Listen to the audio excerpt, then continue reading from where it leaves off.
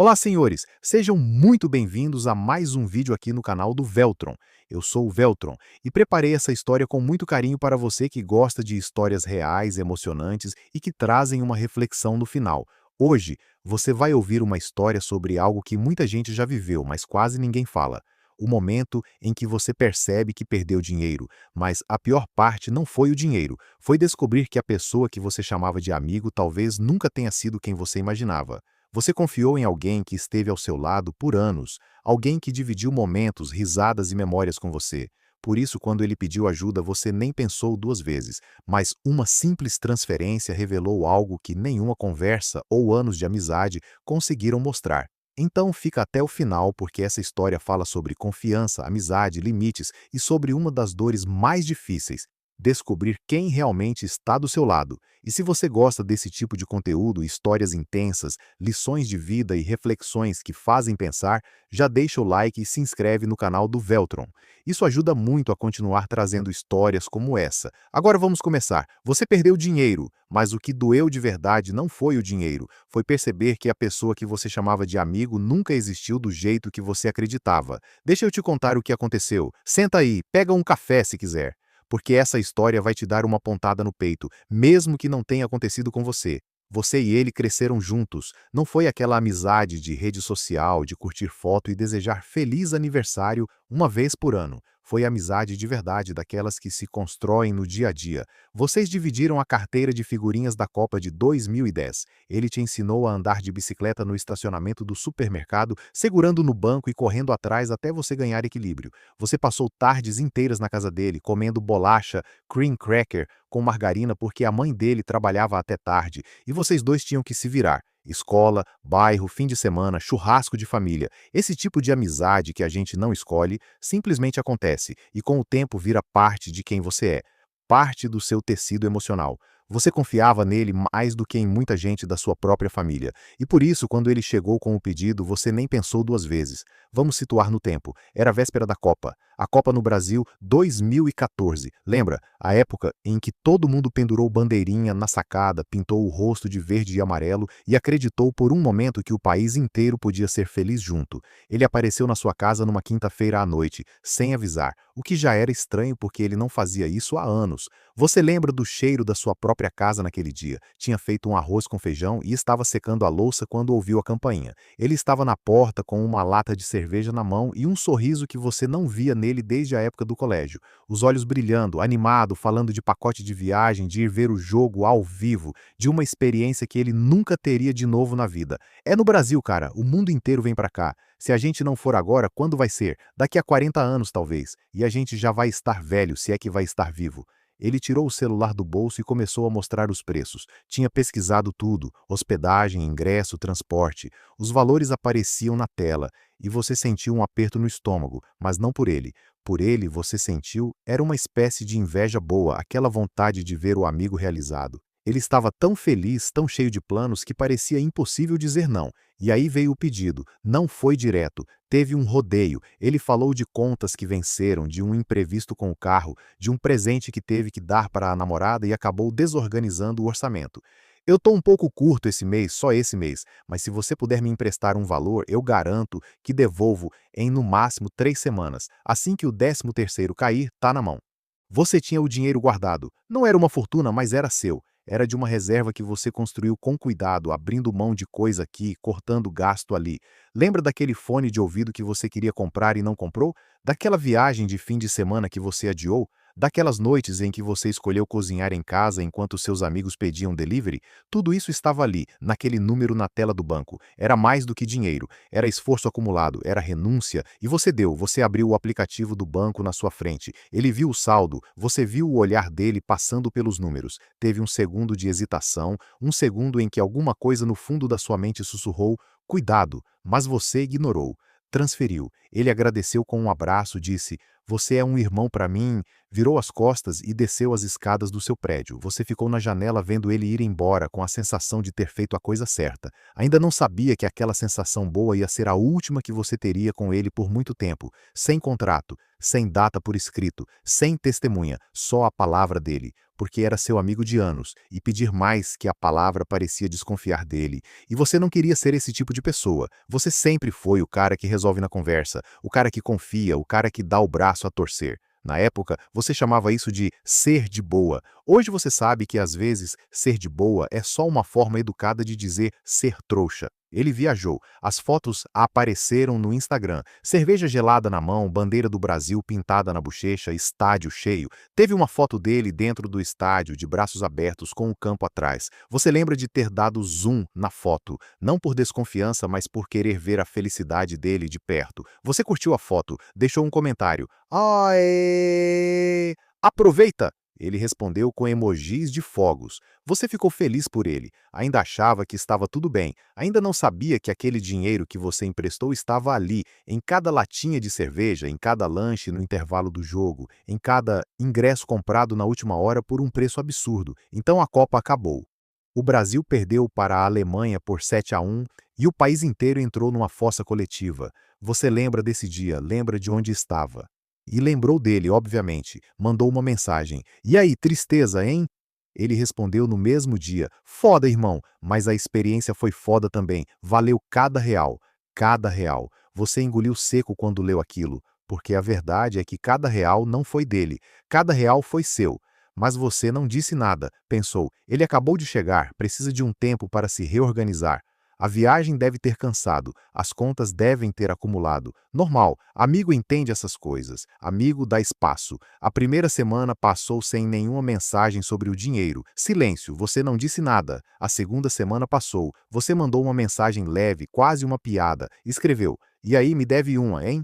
Já tô pensando nos juros, um pastel e uma coca. A mensagem foi entregue, 2 risquinhos azuis. Ele visualizou, demorou 20 minutos para responder. Respondeu com um emoji de risada. Só isso, nenhuma menção a prazo, a valor, a nada. Só o emoji. Você esperou. Achei que ele ia completar com um pode deixar, um tá na mão, qualquer coisa. Não veio. Na terceira semana você começou a perder um pouco a paciência, mas ainda tentou manter o tom tranquilo. Ligou para ele. Ele atendeu na segunda chamada. A voz dele estava normal, descontraída.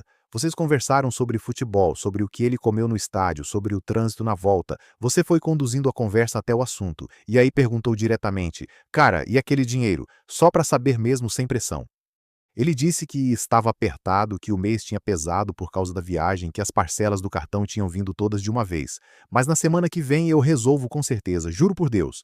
Você ouviu o juro por Deus e sentiu uma coisa estranha, porque ele nunca foi religioso, nunca usou essa expressão. Pareceu ensaiado, pareceu uma frase pronta, dessas que a gente usa quando não sabe mais o que inventar. Mas você acreditou. É claro que você acreditou, era seu amigo. Na quarta semana você mandou mensagem de novo. Ele não respondeu no mesmo dia, deixou no vácuo por horas. Você viu ele online no WhatsApp várias vezes, postou stories, mas não respondeu. Respondeu só no dia seguinte, às 11 da manhã, com um áudio de 15 segundos. A voz dele estava cansada, ou pelo menos tentou parecer cansada.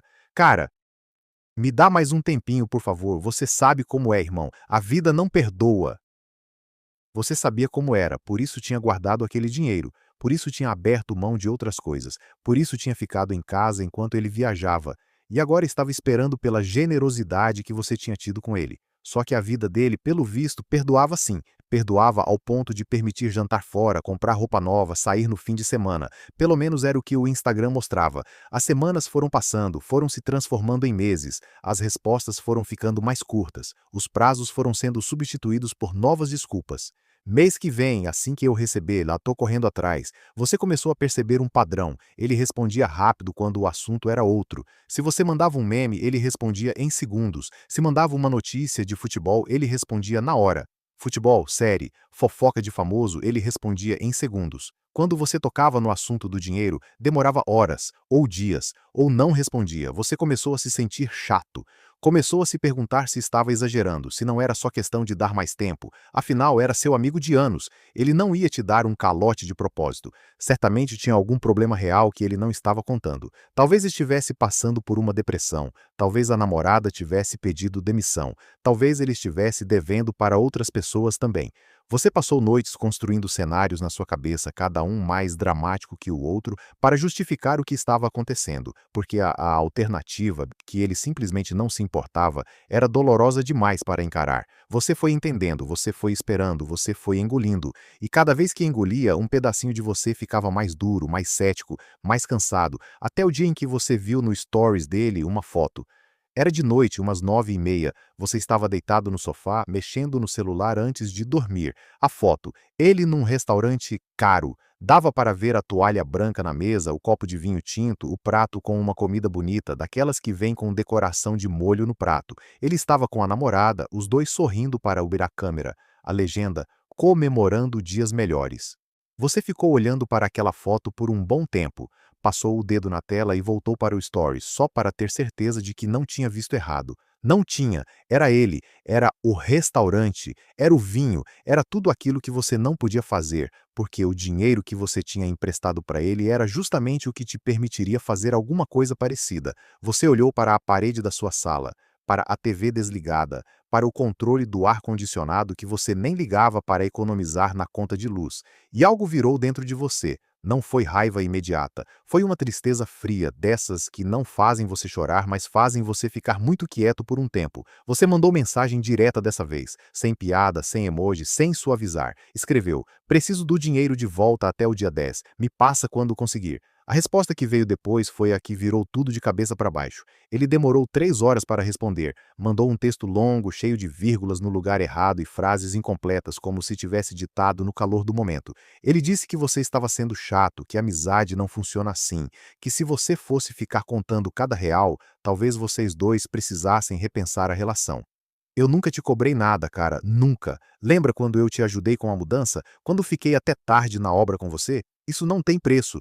Disse que ele estava passando por um momento difícil e você, em vez de apoiar, estava pressionando. Achei que você era diferente. Por um segundo você se sentiu errado. É isso que manipuladores fazem, eles têm uma precisão cirúrgica para encontrar seus pontos fracos. Ele sabia que você tinha medo de ser egoísta, sabia que você se cobrava por não ser generoso o suficiente, sabia que você carregava uma culpa antiga, dessas que vêm da infância, de ter sido chamado de pão duro alguma vez. Ele usou tudo isso, e você que sempre foi o tipo de pessoa que prefere ceder a criar conflito, que sempre foi o tipo de pessoa que diz: deixa pra lá para não estragar o clima, quase acreditou, quase respondeu: desculpa, você tem razão, mas dessa vez não. Dessa vez você ficou firme, não sei de onde veio essa firmeza. Talvez tenha vindo das noites em claro, talvez tenha vindo da foto do restaurante, talvez tenha vindo de um cansaço tão profundo que o medo de perder a amizade finalmente ficou menor que o cansaço de ser feito de trouxa. Você respondeu apenas: então me paga, é meu, eu preciso. Ele não respondeu. Você esperou um dia, dois, três, nada. Você mandou mensagem de novo, nada. Ligou, não atendeu. Ligou de novo umas horas depois. Ele rejeitou a chamada. Você mandou um áudio direto, sem rodeios. Ele não ouviu. Você pediu para um amigo em comum verificar se estava tudo bem com ele. O amigo mandou mensagem para ele, ele respondeu na hora. Disse que estava bem, que tinha aparecido no trabalho normal no dia anterior. O amigo te mandou print. Você leu o print e sentiu um nó na garganta. Ele estava bem. Ele estava vivo, saudável, funcional. Ele só não queria falar com você. Você ficou ali naquela posição que ninguém merece ficar. A pessoa que foi usada e agora é ignorada como se fosse o problema. Como se você tivesse feito algo errado. Como se o erro fosse seu por ter cobrado o que era seu por direito. Então você foi atrás de entender o que podia fazer. Pesquisou no Google, leu artigos de site jurídico, viu vídeos de advogados no YouTube, entrou em fóruns onde outras pessoas contavam histórias iguais à sua. E você descobriu que sim, dívida verbal tem validade. Conversa de WhatsApp é prova. Você tinha mensagens onde ele confirmava o valor, confirmava que devia, confirmava que ia pagar. Tinha o comprovante de transferência, tinha o nome dele, tinha tudo. Você sentiu um alívio, achou que tinha saída, achou que a justiça ia resolver. Respirou fundo pela primeira vez em semanas. Mas aí você foi fundo. Perguntou para um conhecido que é advogado numa conversa de bar sem compromisso. Ele foi honesto com você. Disse: olha, você pode processar, você provavelmente vai ganhar, mas você precisa saber o custo real. E aí ele listou: taxa de distribuição do processo, honorários contratuais, custas de citação, perícia se houver, tempo do seu deslocamento, horas do seu dia perdidas em audiência. Ele fez uma conta de padeiro. Para um valor médio, você ia gastar o equivalente a uns 30% do que te devem só para entrar com a ação. E mais, se ele não tiver bens no nome, se a conta bancária dele não tiver dinheiro penhorável, se ele trabalhar informal, você pode ganhar a sentença e nunca conseguir cobrar. Vai virar um título executivo, um pedaço de papel que diz que ele te deve, mas que não tira dinheiro do bolso dele. Ele pode sujar o nome, só isso. E se ele já não se importa em te pagar, acha que ele vai se importar com o nome sujo? Você podia ganhar na justiça e continuar sem ver o dinheiro, e ainda gastar mais dinheiro no processo, e ainda gastar sua energia, e ainda alimentar a mágoa. O dinheiro que você perdeu doeu, mas o que veio junto doeu mais. Foi a consciência de que a justiça não foi feita para gente como você, que empresta dinheiro para amigos sem contrato. Foi a consciência de que o caloteiro muitas vezes vence, não porque a lei esteja do lado dele, mas porque a lei é lenta, cara e complicada, e ele sabe que você provavelmente vai desistir. Você ficou acordado até tarde naquela noite, deitado na cama, olhando para o teto, revisitando conversas. A mente humana é uma engenhoca cruel nesses momentos. Ela não te mostra apenas a dívida atual, ela te mostra todas as outras. Começou a puxar da memória coisas que você tinha enterrado. Aquela viagem que vocês fizeram juntos há 3 anos para a praia. Ele foi, e você que pagou o combustível porque o carro era seu. Ele disse que te pagava depois. Nunca pagou. Na época você nem ligou. Foi pouco, você pensou. É amigo. Aquela conta do aniversário dele no restaurante que você bancou porque ele disse que estava sem limite no cartão e depois sumiu sem nem te agradecer direito. Aquele show que vocês foram juntos e ele esqueceu a carteira. Você foi juntando os pontos. Não foi difícil. Os pontos estavam todos ali, desde sempre. E os pontos formaram um retrato que você não queria ver. O retrato era nítido, não era uma série de acidentes, era um padrão de comportamento que se repetia porque sempre funcionou, porque você sempre deixou, porque você sempre relevou, porque você nunca cobrou de verdade. Você não era o amigo, você era o recurso. Não era um momento de dificuldade, era uma estratégia. Ele não estava passando por uma fase ruim, ele estava passando por uma fase ótima e você financiou parte dela. A única fase ruim era a sua, de esperar, de cobrar, de se sentir mal, de achar que o problema era você. E a pior parte não foi isso, a pior parte foi perceber que você sabia. Em algum nível você sempre soube que ele era assim, sempre soube que ele sumia quando devia, sempre soube que ele tinha uma facilidade estranha para pedir e uma dificuldade igualmente estranha para pagar. Você só não quis enxergar porque gostava dele, porque a amizade de anos pesava mais que os sinais. Porque admitir que seu amigo de infância é um aproveitador é admitir que você perdeu anos da sua vida investindo na pessoa errada. É mais fácil fingir que não viu. Mas chega uma hora que fingir cansa. Essa é a ferida que demora mais para fechar. Não é o dinheiro, não é nem a mentira. É a revisão de tudo que você achava que era real. É ter que reler a história inteira da sua amizade com um novo personagem principal.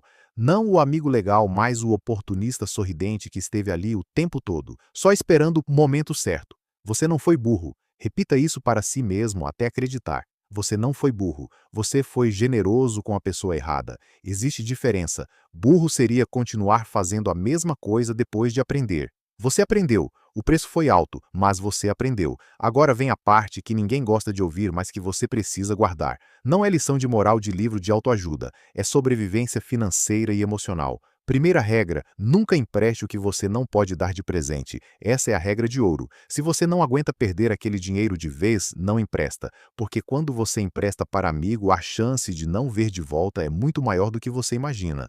As estatísticas não mentem. Se você decidir emprestar, empreste com a cabeça de que pode ser um presente. Se ele pagar, ótimo. Se não pagar, você já processou a perda. Não vai passar noites em claro. Segunda regra, valor acima do simbólico exige registro escrito. Não importa se é seu melhor amigo desde a infância. Não importa se ele jurou de pé junto. Um print de conversa confirmando o valor, a data e o prazo já ajuda. Uma mensagem simples, só confirmando, você me deve X e vai pagar até tal data. Se ele é seu amigo de verdade, ele não vai se ofender. Ele vai entender que você é organizado. Se ele se ofender, já é um sinal vermelho bem grande. Terceira regra, preste atenção nos padrões, não nas justificativas. Uma dificuldade acontece. Todo mundo tem um mês difícil, uma conta inesperada, um imprevisto. Dificuldade sempre tem prazo. Dificuldade de verdade não vem acompanhada de jantar em restaurante caro. Quando a dificuldade é permanente e o restaurante caro aparece no Stories, não é dificuldade. É escolha. A pessoa está escolhendo onde coloca o dinheiro e você não está na prioridade. Aceitar isso dói, mas é libertador. Quarta regra: sua generosidade é um recurso finito. Cuide dela como se cuida de um bem precioso. Você não pode ser generoso com todo mundo do mesmo jeito. Não porque você é egoísta, mas porque generosidade mal direcionada te esgota. Algumas pessoas honram o que recebem, devolvem na mesma moeda ou em outra moeda tão valiosa quanto. Outras consomem e somem.